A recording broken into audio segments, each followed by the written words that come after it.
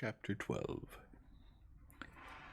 I lay on my straw, but I could not sleep. I thought of the occurrences of the day. What chiefly struck me was the gentle manners of these people, and I longed to join them, but dared not. I remembered too well the treatment I had suffered the night before from the barbarous villagers, and resolved, whatever course of conduct I might hereafter think it right to pursue, that for the present I would remain quietly in my hovel, watching and endeavoring to discover the motives which influenced their actions. The cottagers arose the next morning before the sun. The young woman arranged the cottage and prepared the food, and the youth departed after the first meal. This day was passed in the same routine as that which preceded it. The young man was constantly employed out of doors, and the girl in various laborious occupations within. The old man, whom I soon perceived to be blind, employed his leisure hours on his instrument or in contemplation. Nothing could exceed the love and respect which the younger cottagers exhibited towards their venerable companion. They performed towards him every little office of affection and duty with gentleness, and he rewarded them by his benevolent smiles. They were not entirely happy. The young man and his companion often went apart and appeared to weep. I saw no cause for their unhappiness, but I was deeply affected by it. If such lovely creatures were miserable, it was less strange that I, an imperfect and solitary being, should be wretched. Yet why were these gentle beings unhappy? They possessed a delightful house, for such it was in my eyes, and every luxury. They had a fire to warm them when chill, and delicious viands when hungry. They were dressed in excellent clothes, and still more they enjoyed one another's company and speech, interchanging each day looks of affection and kindness. What did their tears imply? Did they really express pain? I was at first unable to solve these questions, but perpetual attention and time explained to me many appearances which were at first enigmatic. A considerable period elapsed before I discovered one of the causes of the uneasiness of this amiable family. It was poverty, and they suffered that evil in a very distressing degree. Their nourishment consisted entirely of the vegetables of their garden and the milk of one cow, which gave very little during the winter, when its masters could scarcely procure food to support it. They often, I believe, suffered the pangs of hunger very poignantly, especially the two younger cottagers, for several times they placed food before the old man when they reserved none for themselves. This trait of kindness moved me sensibly. I had been accustomed during the night to steal a part of their store for my own consumption, but when I found that in doing this I inflicted pain on the cottagers, I abstained and satisfied myself with berries, nuts, and roots which I gathered from a neighboring wood. I discovered also another means through which I was enabled to assist their labors. I found that the youth spent a great part of each day in collecting wood for the family fire, and during the night I often took his tools, the use of which I quickly discovered, and brought home firing sufficient for the consumption of several days. I remember the first time that I did this. The young woman, when she opened the door in the morning, appeared greatly astonished on seeing a great pile of wood on the outside. She uttered some words in a loud voice, and the youth joined her, who also expressed surprise.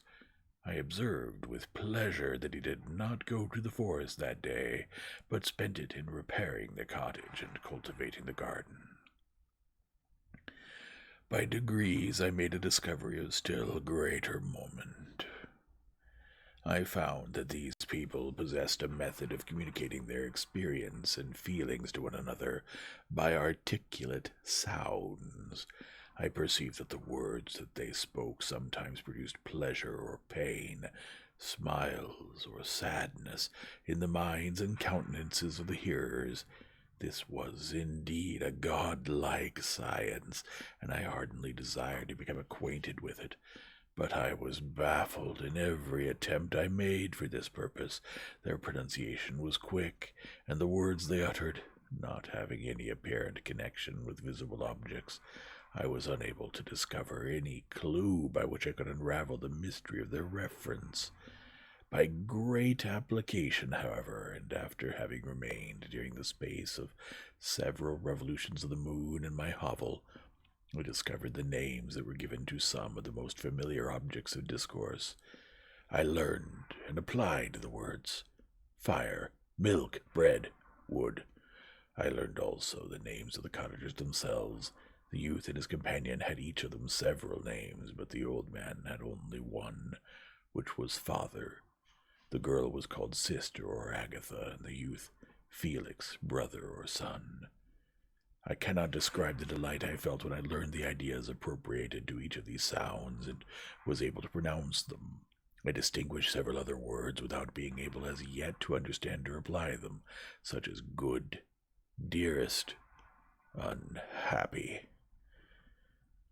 I spent the winter in this manner. The gentle manners and beauty of the cottagers greatly endeared them to me. When they were unhappy, I felt distressed. When they rejoiced, I sympathized in their joy. I saw few human beings besides them, and if any other happened to enter the cottage, their harsh manners and rude gait only enhanced to me the superior accomplishments of my friends. The old man, I could perceive, often endeavored to encourage his children, as sometimes I found that he called them, to cast off their melancholy. He would talk in a cheerful accent with an expression of goodness that bestowed pleasure even upon me. Agatha listened with respect, her eyes sometimes filled with tears, which she endeavored to wipe away unperceived, but I generally found that her countenance and tone were more cheerful after having listened to the exhortations of her father. It was not thus with Felix. He was always the saddest of the group, and even to my unpracticed senses he appeared to have suffered more deeply than his friends. But if his countenance was more sorrowful, his voice was much more cheerful than that of his sister, especially when he addressed the old man. I could mention innumerable instances which, although slight, marked the dispositions of these amiable cottagers. In the midst of poverty and want, Felix carried with pleasure to his sister the first little white flower that peeped out from beneath the snowy ground. Early in the morning, before she had risen, he cleared away the snow that obstructed her path to the milk-house, drew water from the well, and brought the wood from the outhouse, where, to his perpetual astonishment, he found his store always replenished by an invisible hand. In the day, I believe he worked sometimes for a neighboring farmer, because he often went forth and did not return until dinner, yet brought no wood with him. At other times, he worked in the garden, but as there was little to do in the frosty season, he read to the old man and Agatha. This reading had puzzled me at first, but by degrees I discovered that he uttered many of the same sounds when he read as when he talked. I conjectured, therefore, that he found on the paper signs for speech which he understood, and I ardently longed to comprehend these also. But how was that possible when I did not even understand the sounds for which they stood as signs? I improved, however, sensibly in this science, but not sufficiently to follow up any kind of conversation, although I applied my whole mind to the endeavor, for I easily perceived that, although I eagerly longed to discover myself to the cottagers, I ought not to make the attempt until I had first become master of their language, which knowledge might enable me to make them overlook the deformity of my figure, for with this also the contrast perpetually presented to my eyes had made me acquainted. I had admired the perfect forms of my cottagers. their grace, beauty, and delicate complexions. But how was I terrified when I viewed myself in a transparent pool. At first I started back, unable to believe that it was indeed I who was reflected in the mirror, and when I became fully convinced that I was in reality the monster that I am, I was filled with the bitterest sensations of despondence and mortification. Alas, I did not yet entirely know the fatal effects of this miserable deformity. As the sun became warmer and the light of day longer, the snow vanished, and I beheld the bare trees and the black earth. From this time Felix was more employed, and the heart-moving indications of impending famine disappeared. Their food, as I afterwards found, was coarse, but it was wholesome, and they procured a sufficiency of it. Several new kinds of plants sprang up in the garden, which they dressed, and these signs of comfort increased daily as the season advanced. The old man, leaning on his son, walked each day at noon, when it did not rain, as I found it was called when the heavens poured forth its waters. This frequently took place, but a high wind quickly dried the earth, and the season became far more pleasant than it had been. My mode of life in my hovel was uniform. During the morning I attended the motions of the cottagers, and when they were dispersed in various occupations I slept. The remainder of the day was spent in observing my friends. When they had retired to rest, if there was any moon or the night was starlight, I went into the woods and collected my own food and fuel for the cottage. When I returned, as often as it was necessary, I cleared their path from the snow and performed those offices that I had seen done by Felix.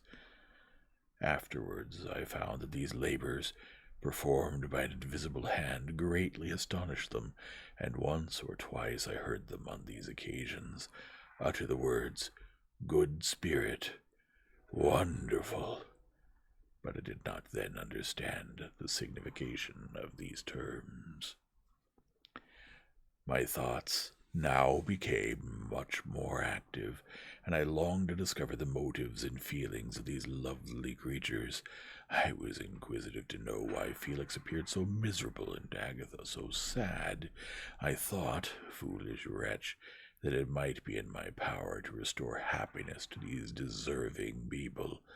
When I slept or was absent, the forms of the venerable blind father, the gentle Agatha, and the excellent Felix flitted before me. I looked upon them as superior beings who would be the arbiters of my future destiny. I formed in my imagination 1,000 pictures representing myself to them, and their reception of me. I imagined that they would be disgusted until, by my gentle demeanor and conciliating words, I should first win their favor and afterwards their love. These thoughts exhilarated me and led me to apply with fresh ardor to the acquiring the art of language. My organs were indeed harsh, but supple, and although my voice was very unlike the soft music of their tones, yet I pronounced such words as I understood with tolerable ease. It was as the ass and the lapdog, yet surely the gentle ass, whose intentions were affectionate, although his manners were rude, deserved better treatment than blows and execration. The pleasant showers and genial warmth of spring greatly altered the aspect of the earth. Men who before this change seemed to have been hid in caves dispersed themselves and were employed in various arts of cultivation. The birds sang in more cheerful notes, and the leaves began to bud forth on the trees. Happy, happy earth, fit habitation for gods, which so short a time before was bleak, damp, and unwholesome. My spirits were elevated by the enchanting appearance of nature. The past was blotted from my memory, the present was tranquil, and the future gilded by bright rays of hope and anticipations of joy. End of chapter 12.